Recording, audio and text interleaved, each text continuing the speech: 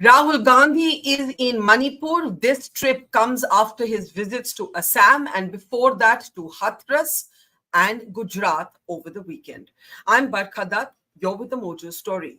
On the program today, we're looking at these images that are coming out of Manipur and Assam. Very, very moving images in strife-torn Manipur especially, which has, many people point out, been effectively partitioned between the Meitei-dominated areas and the Kuki-dominated areas for over a year now. Clearly, as Rahul Gandhi makes compassion and emotional outreach the cornerstone of his new role as leader of the opposition, the Congress is asking the Prime Minister when he intends to go to Manipur. But beyond Manipur, there are political questions as well. Rahul Gandhi is in a brand new role. Earlier, he was mocked for frequent personal vacations, for example. That luxury is not available to him anymore. He has to be a 24/7 politician. You can see him there meeting with students in connection with the NEET exam. The question now is this: as Rahul Gandhi becomes quite effectively the face of the opposition nationally, the man who's going to take on the Prime Minister, we'll be speaking to Neerja Chaudhary today as we decode the new brand of Rahul Gandhi. Ideologically, where will he come from? Will it be left, right, or center? There are those commentators like Ajaz Ashraf who say that Rahul Gandhi is seeking to occupy what he calls the Hindu left space to counter the Hindu right space. Is that how Neerja sees it? Let's welcome our guest to the program today. Neerja Chaudhary is with us. She's a veteran journalist, a columnist, an author, and a student of politics over many, many decades. Neerja, it's always a pleasure to talk to you and to learn from you. Let's start by talking about the last 3 or 4 days that Rahul Gandhi has spent. Today, he's in Manipur. It's not the first time he's gone there. I think he's gone a couple of times before. But the Congress has used this opportunity, as we see the images out of Manipur, to basically say to the Prime Minister, where are you? When are you going to Manipur? Emotional outreach. He seems to be continuing with his Mohammed ki dukan sort of metaphor as the centerpiece of his politics, almost offering a kind of softer, feminine alternative to Modi's muscular sort of nationalism, a younger alternative, if you will. What do you make of how Rahul Gandhi has spent the last few days meeting with students connected to NEET, going to Hathras, meeting with stampede victims there, going to Assam to meet people affected by floods, going to Manipur now to meet people living in relief camps because of the violence? Yes, and Barkha, he went to Gujarat soon after a combative speech in Parliament. It's like putting your hand in the lion's den and telling your workers, addressing them, that we will win Gujarat. Now, that was a note to strike, Gujarat being the laboratory of Hindutva, Gujarat being the home of the Prime Minister and the Home Minister, and which is stuck with the BJP all through. So to give that kind of a clarion call to enthuse his workers, I think was a very interesting move that he made. And of course, as you say, hard-hitting, fiery, combative, contentious speech in Parliament, taking on the Prime Minister and the BJP frontally. After that, going to Hathras, Manipur, as you say, the emotional touch, the healing touch, continuation of the Bharat Jodo Yatra, Mohabbat Ki Dukan, those kind of notes. And Manipur is particularly evocative because the Prime Minister, though he did speak for 5 minutes, he referred to Manipur, it was too little too late. And the importance of Manipur has not been lost even on the RSS, with the RSS chief Mohan Bhagwat referring to Manipur. And that's a very unusual. Of course, he took on the Prime Minister without naming him and talked about arrogance of the Sevak and Maryada of the campaign, etc. But Manipur, the note on Manipur was a very important note because the RSS has worked in the Northeast for many, many decades. Arunachal, of course, maybe not so much in Manipur, but they realize the significance of Manipur for India, its unity, its sovereignty, placed as it is in the northeast of India, surrounded by the countries that it is surrounded by. And has Manipur, gone beyond recovery? A lot of people are worried about that. So what was needed in Parliament this time was a healing touch from the Prime Minister, was reach out to the Manipuris. Yes, okay, let bygones be bygones. Now we are going to stand with you, and this we will do. And for that kind of note not to come from the Prime Minister, though he did refer to Manipur this time, but Rahul Gandhi to take off from Manipur and stand with the people of Manipur, it is significant. It is significant. Now I'll come to Manipur, where Rahul Gandhi is right now meeting with members of both communities. But you made a reference to Gujarat, and that was particularly interesting to me as well. And I'm going to play out the statement that Rahul Gandhi made. He made a comment saying, just like we won Ayodhya and nobody thought we could, the next election is going to be very different in Gujarat. Take a look. अब आपको डरना नहीं है, डराना नहीं है. इन्होंने हमारे ऑफिस पे धमकाकर, ऑफिस को तोड़कर हमें चैलेंज दिया है. चैलेंज क्या है?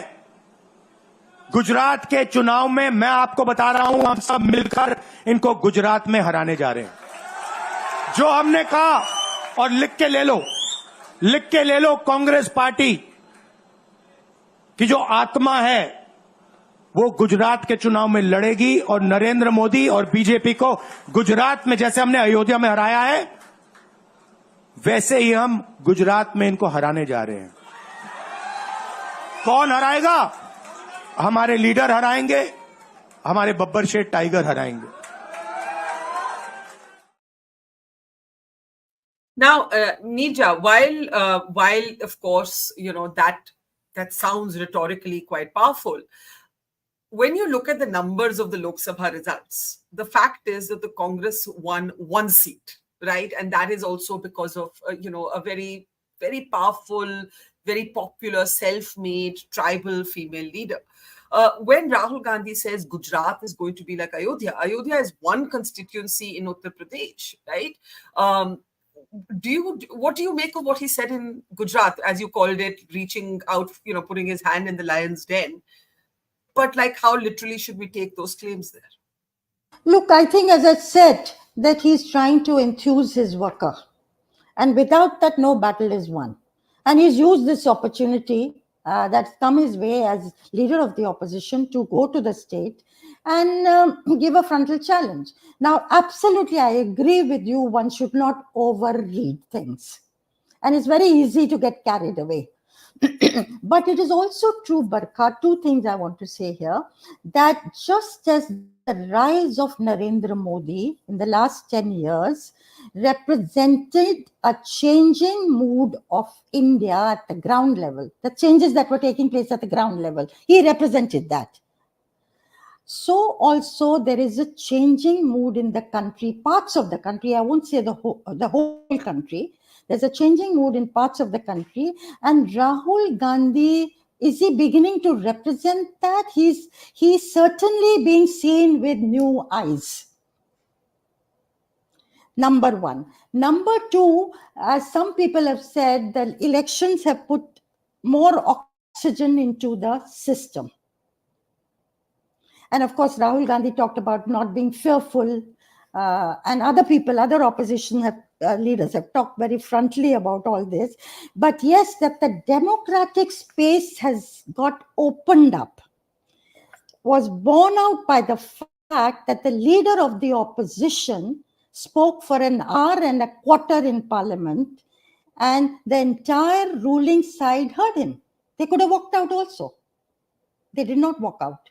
Of course, 9 ministers intervened. The Prime Minister had to intervene twice, and much is being made by the Congress of all that.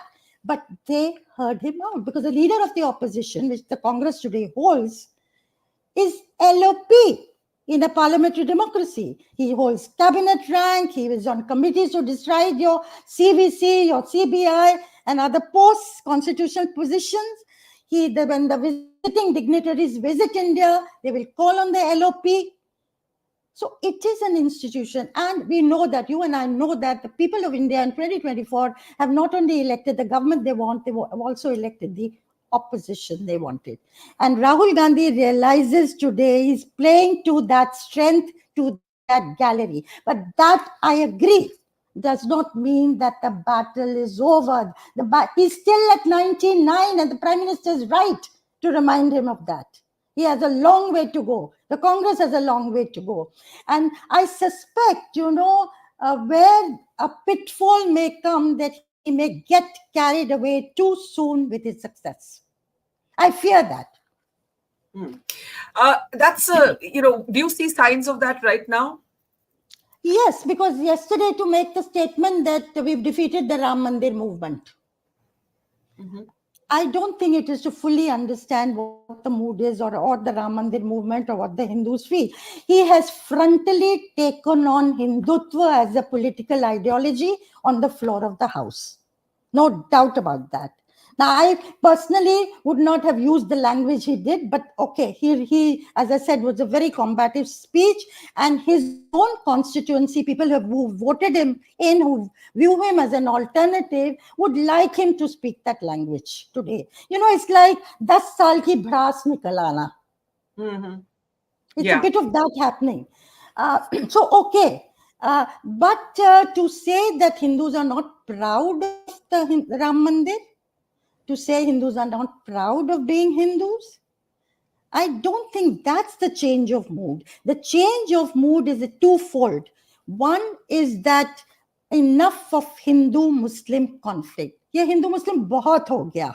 Correct. बहुत हो गया. हमको साथ साथ रहना. Number one. Second is to use it for political gain, as a political tool. So Ram Mandir did not work as a poll issue.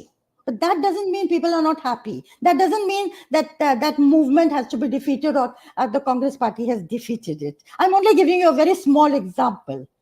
And another thing would be, he's the leader of the opposition. I don't know how much in his speech did he consult the leaders of opposition on what he should say.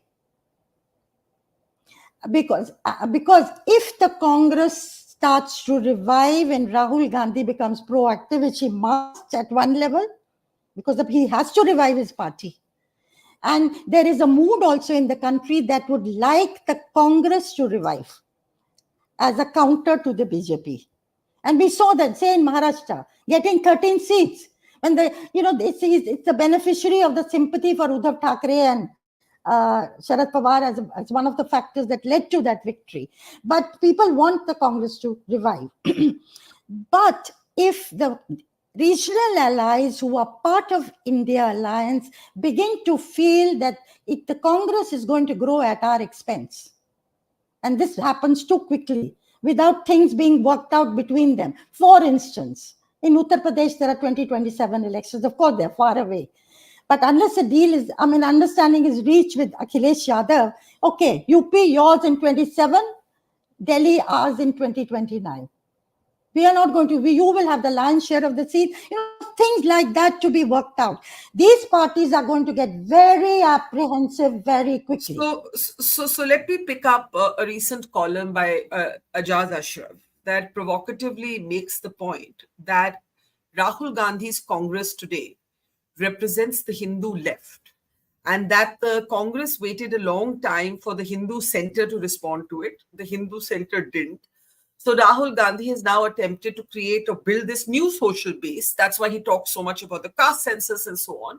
And it worked in containing, not defeating, but containing Modi in 2024.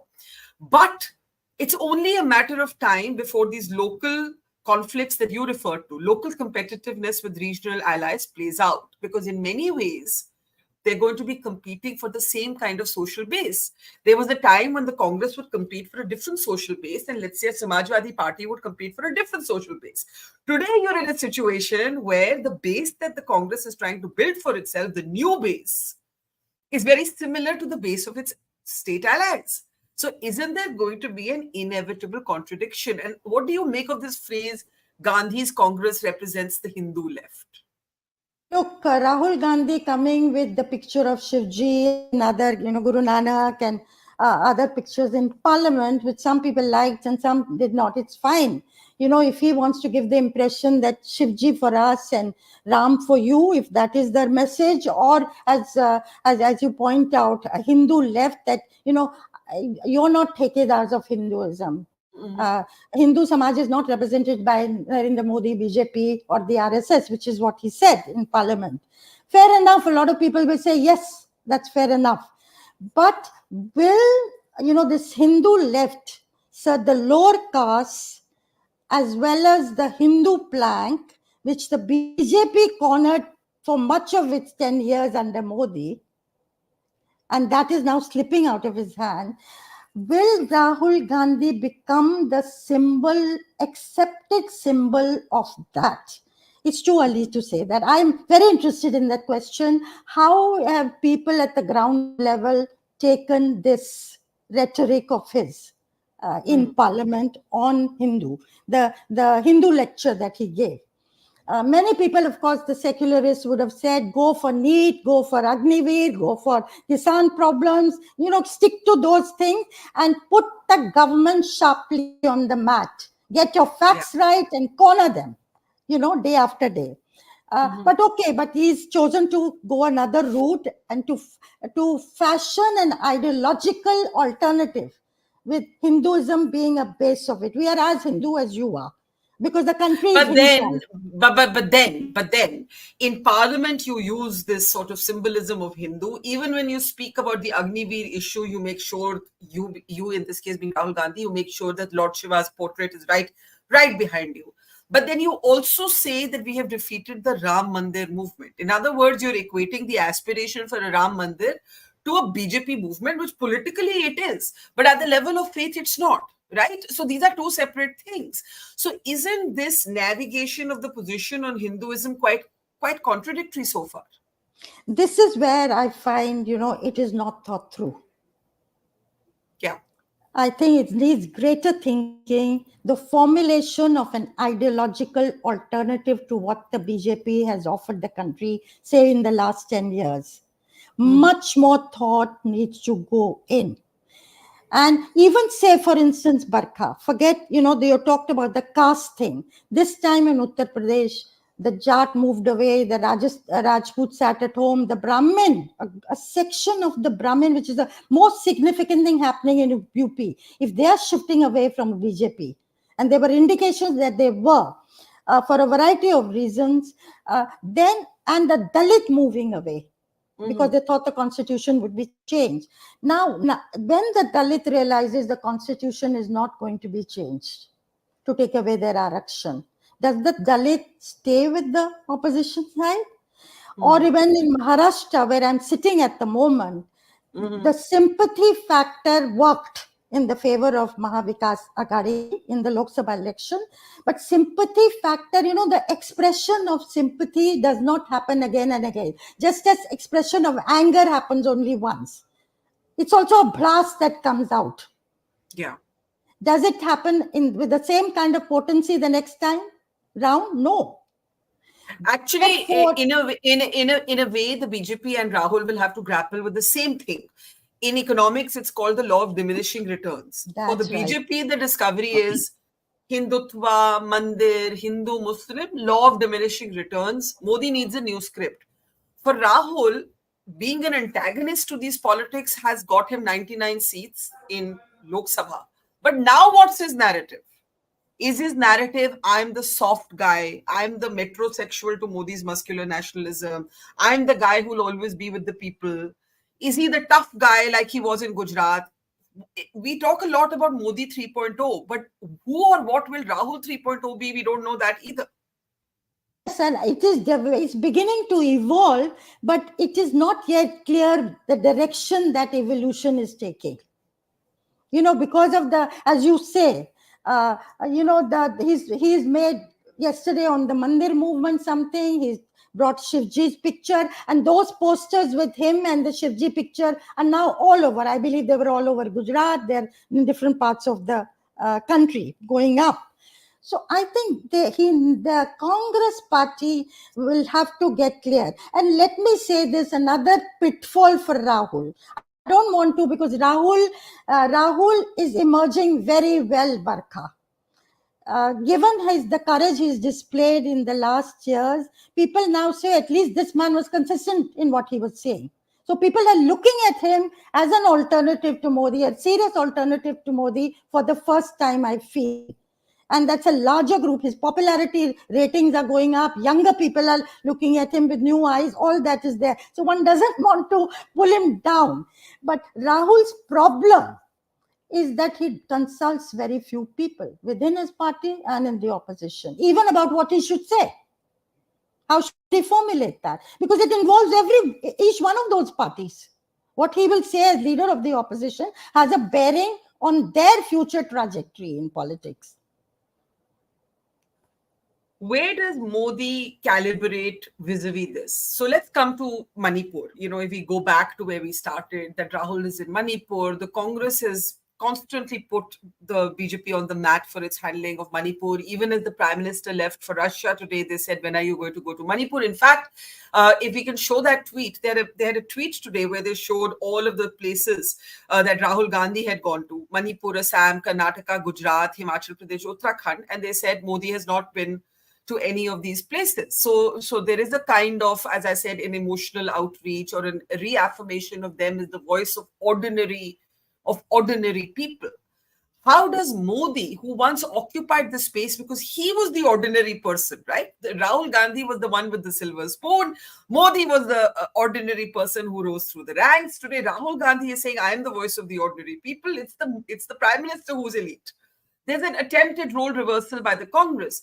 How do you see Modi thus far responding to this? I was very interested in the comment he's supposed to have made a day after the results came out to his ministerial colleagues. And one of them told me this, that he said, we will also run a coalition government successfully. Hum coalition dharma nibhayenge. But when it came to the nitty-gritty, he chose to take the old tough line, business as usual. Yes, very conciliatory to his new allies in the alliance. They are not making any noises. So the way they have worked things out, the understandings forged with whether it's the TDP or Janata Dal U or other parties, they are happy with it for the moment. They have not said anything. They've accepted all the portfolios going to the BJP, the speaker becoming Om Birla becoming the speaker again, and so on. But it is the opposition, a very strident opposition, and you will expect that with the numbers that they have in Parliament today. He's not giving in at all. Now, I sometimes think, suppose the pro tem speaker, K. Suresh, who was the senior most, had been given to the Congress party. Pro tem speaker is a two-day wonder. It's a gesture of goodwill. Suppose even the deputy speaker had been given to the opposition, one of the opposition parties. That's happened in the past, not always, but it has happened in the past. Another goodwill gesture is not going to make much of a difference because the speaker belongs to your camp. Now, I think somewhere he's come to the conclusion that to be tough, or maybe they fear if we give an inch, they will take a mile. The other side, which is possible also given the new situation. But you are saying in some ways Mr. Modi has not made those small gestures, but there's no telling that if he had, because one thing the BJP will say is, look, we all heard Rahul Gandhi's speech. Rahul Gandhi and the opposition shouted the Prime Minister down. There's an example. We were reconciliatory. The opposition was not. That they have a point there, Barkha. Yeah. The Prime Minister is the Prime Minister of India. He's your Prime Minister, my Prime Minister. Even with 240 BJP seats, he is in a majority. And he needs to be respected. He deserves that respect. I absolutely agree with that. Yeah. And also the kind of language in Parliament, maybe I'm old school. I feel Sanyam, there has to be restraint. You can be very sharp. We've seen good debates, cut and thrust of debates, humor, witticism, sharpness, holding them to account. We've seen that in past decades. You don't have to be insulting or, bring it to a level which is not called for. Either side. I would say the Prime Minister also, during the campaign, the kind of language that he used. Yeah. About the minority community, for instance. People didn't like it, and that's why they've got the numbers they have. I agree with you on both your points. Let's take a couple of comments from our audience stream. Prasad says, Barkha, I still feel Rahul bringing back religion into the political discourse is giving away the advantage back to the BJP. Even if people felt that religion in politics is a thing of the past, it's not. It was clearly a high-risk gamble that Rahul took, when he held up all those posters. Now what he's saying about Ram Mandir. There was a time in the campaign when you couldn't get an opposition leader to talk about religion. You couldn't even get them to give enough tickets to Muslims. They seem to have shed that defensiveness, but without clarity on what their ideological positioning is. That's a very interesting question. That's a question on which opinion on the opposition side is divided. There are people who felt very unhappy that those religious figures were brought into parliament. Today, Rahul brings Shivji's picture. Tomorrow, somebody else will bring Lord Ram's picture. Today after, somebody else will bring somebody else's picture. And you will say, how does it matter? It's unusual, unprecedented. How does it matter? At one level, okay, it doesn't matter to ordinary people. So that is one view, people who are unhappy about the consequences of doing something, to the consequences of messaging in that fashion. There are other ways of messaging. And there are those who feel, no, this is a space we occupy. Rahul is as much a Hindu as Narendra Modi, and he stated it very forthrightly. So there are two opinions, no doubt about that. But yes, there is a point in that you are fighting on what has so far been the BJP's turf. Yeah. Instead of taking the narrative of making your point, yes, I am a Hindu, as much a Hindu, but moving away from there. Moving onwards from there to what are the issues, NEET. I would have thought NEET was the burning issue, 23-24 lakh youth affected. Yeah. And young people are the constituency that is looking at the Congress, at Rahul Gandhi particularly today. That was the issue to go for. Completely, not let the government get away with an inch. So you think you are saying if you were in Rahul Gandhi's shoes, you would have gone all out on NEET. Yes. And as opposed to kind of tinkering with where to place religion in politics. Absolutely. There's another place. There's another forum for it. In any case, this debate has, panned out in the just held elections. There was enough of this being done. Yeah. And the country's come to a conclusion. The country's given a mandate. And certainly young people and NEET, I would have, as the first speech by the leader of the opposition, should have figured. And as I said, having done his homework on facts and figures, I think not allowed the government to get away on NEET as they have done so far. Yeah, because now the ball is in the Supreme Court's sort of chambers, and now it's less the government that is accountable, and it's become more a legal case rather than a political case. That's so right. You make an interesting point, but let's for a moment look at what he's trying to do. There is a pattern. I don't know where the religion fits into that pattern, but the pattern is Agniveer, NEET, flood victims, stampede victims, violence victims. I am your voice. He's doing a we the people, to borrow my old show's name. He's saying, we the people, I'm with you. And that is his positioning. Whether that's the positioning that will run through if he ever does win power, whether that is what state governments, whether Congress is in power, represent, is a different debate. But that is certainly the optic that he is seeking to build on.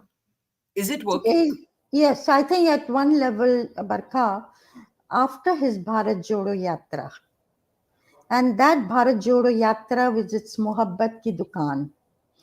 And that was the one thing that was done by Rahul Gandhi, not as Rahul himself, not as a member of the Nehru Gandhi family and an entitled individual. People saw it. He walked 4,000 kilometers on his feet It was his achievement. And then on the way, embracing people, picking up children, old women, and exactly what he's continuing to do. The images that are coming now from Hathras, images that are coming from Manipur. And Manipur is an issue that the Congress has raised in the last 1 year repeatedly. That is Congress's achievement.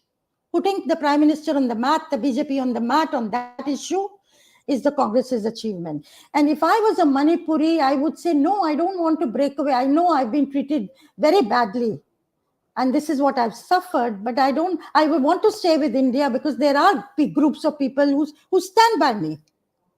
So they have put, they have brought that kind of healing, or trying to bring that kind of healing, but much more needs to be done. Now, I don't know whether leader of the opposition can take a group to Manipur of MPs, other eminent citizens. Interesting thought, yeah. But new initiatives, if the government doesn't do it, maybe the government will also be, if the LOP takes an initiative, the government may have to come on board. But a new initiative needs to be taken to reach out to the people of Manipur who've suffered enough during the last year. Yeah. And that is reaching out to the northeast of India also. But, when we come to hard numbers, Neerja, just in conclusion, if you look at the column written by Chidambaram, senior Congress leader in the Indian Express, he reminds his own party of how much work there is to be done, of how many seats actually the Congress didn't even contest because it had to cede those seats to its allies. Again, just quoting from Ajaz Ashraf's point about the Congress being now Hindu left. He says the Congress's vote share in Madhya Pradesh was 27% behind the BJP's, 11.6% behind the BJP in Chhattisgarh, 11% in Rajasthan, 30.5% in Gujarat. If we were to turn our attention back just to the Gujarat numbers where he's made this big speech with one seat, people would say that, when you say, Neerja, that, the mood of the country, the changing mood of the country is being reflected in Rahul's statement, the numbers don't factually bear that out. The numbers don't factually bear that out. The numbers talk about, they talk about a restraining of Modi's power more than they represent a kind of national vote for Rahul or a national thumbs up for Rahul. No, if I've given that impression that it's a national thumbs up for Rahul at 99 seats, it is not. Mm-hmm. They have a long way to go. But there are sections in India today, there are states in India today that are looking at him, are liking what he, the kind of opposition leader, the kind of issues he's trying to flag. But yes, there are states in India where BJP has retained its saturation point. Madhya Pradesh, Chhattisgarh, Uttarakhand, Himachal, Delhi. We know it. Bihar, they didn't do well. They do well in UP, Eastern UP tip, and Bihar, Western Bihar, which is the same as Eastern UP, behaves very differently. So I agree with you. We need to do a deeper analysis. Not that entire India has rejected Narendra Modi. No. There have been sections in India that have wanted to chasten Modi and not have him, not give him runaway power, unbridled power to rule. They wanted to rein him in. And that they have managed to do. And they wanted the opposition to play a frontal role. This doesn't mean that it's a defeat for Modi or a victory for the opposition. Absolutely not. I agree with you. When we are analyzing Rahul in that sense, we are analyzing him within that context. I want to make that absolutely plain. And the country wants Modi to rule. Otherwise, they wouldn't have given 240 seats. Yeah. And 293 with... but want him to rule maybe differently from the way he's ruled in the last 10 years. Let's talk in the end about the rest of the opposition. Rahul is not the leader of the Congress. He is, as you mentioned, the leader of the opposition. So far, that relationship is still in its honeymoon period. And it will be in its honeymoon period till state elections come and it's back to the negotiating table. Sanjay Raut made a very interesting statement, Maharashtra leader, you're in Mumbai right now, saying if we had named Rahul Gandhi as the prime ministerial candidate, we may have even done better. The point is, nothing succeeds like success. Now that the opposition is full of energy. Today they can see this. Earlier they did not name a candidate for prime minister because they didn't want it to be a presidential battle. Now they're itching to make it one, right? So what happens to the dynamics between the Congress and the other opposition parties? I think that is the central question, Barkha. How does the Congress and its leader Rahul Gandhi, the leader of the opposition, lead not just the Congress party alone, but leads the entire opposition? Will it be the big brother again? Or will the opposition as a whole be the primary concern of the Congress party, not just the Congress alone? Much will, you see, the victory in UP is not because of Congress party. Let's be very honest. The victory in UP was because of Akhilesh Yadav, his party. Yeah. The victory in West Bengal is not because of Rahul Gandhi. That's a chunk of numbers. The victory in Tamil Nadu, where they were in alliance with the DMK, is essentially because of DMK. And in Maharashtra, though the Congress emerged as the largest party, Uddhav Thackeray and Sharad Pawar's groups and these leaders had much to do with the victory of the Congress party. So to say it's because of Rahul is to overdo it, to overread the situation. And therefore, the victory is of the entire opposition. Yes, Rahul Gandhi as the LOP will have to give a new lead in parliament and outside. The sensitivity, the statesmanship with which he does it, everything will depend on that. And if I say this again and again and again, Barkha, will he go in for a consultative process for which Rahul Gandhi is not known?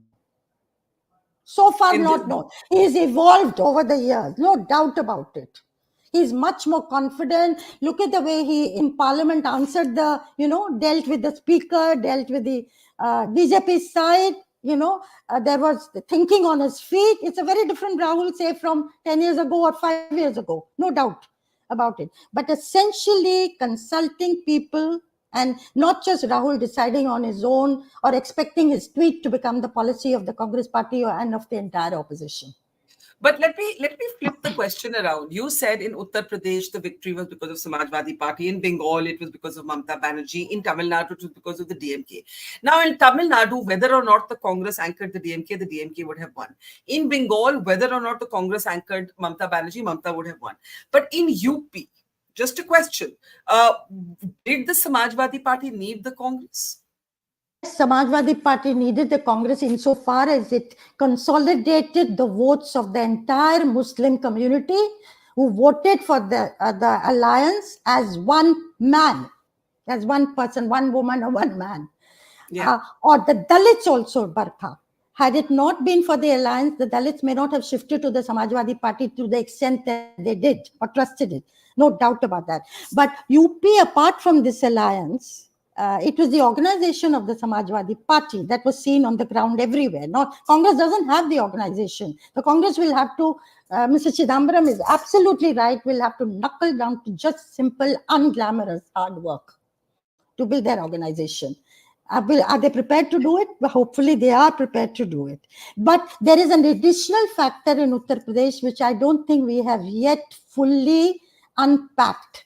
And that is the pushback that came from within the BJP RSS system to give a jolt to Narendra Modi and his team. Yeah. That also was a factor. So let's end with that. What are the things you will look out for in the next 6 months in both parties? I think, once the people have had their, as I say, the brass is out. And if the Prime Minister, will he stoop to conquer? Will he reach out to people in a new way? Will he make a coalition government work very successfully?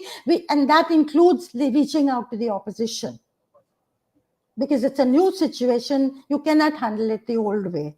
And there is, flexibility and reaching out to people need not be a sign of weakness. It can actually be a sign of an inherent strength. To take everybody along, to make things work, it's a sign of strength.